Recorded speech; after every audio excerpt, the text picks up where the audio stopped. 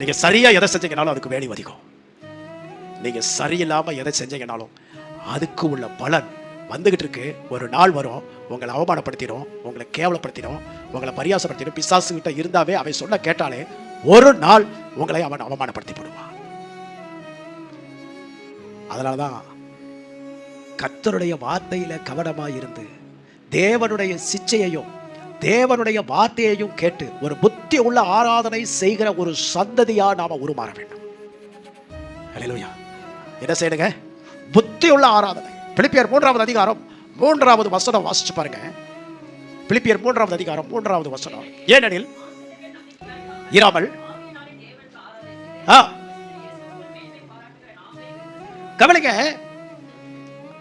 மாம்சத்தின் மேல் நம்பிக்கையாயிராமல், என் பணத்தின் மேல் நம்பிக்கையாயிராமல். நிறைய பேருக்கு நம்பிக்கை ஏதேதோ இருக்கு, அதெல்லாம் ஒரு நாள் உன்னை கைவிட்டுரும்.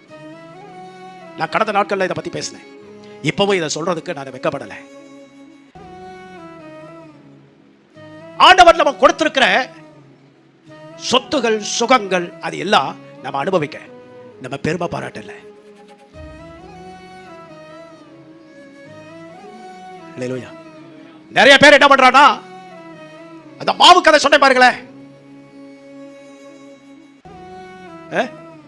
மாவு கதை கேள்விப்பட்டிருக்கீங்களா? கற்பனையிலேயே வாழ்க்கையை வாழ்றான். விசுவாச வாழ்க்கைங்கிறது தேவனை நம்பி வாழ்கிற வாழ்க்கை.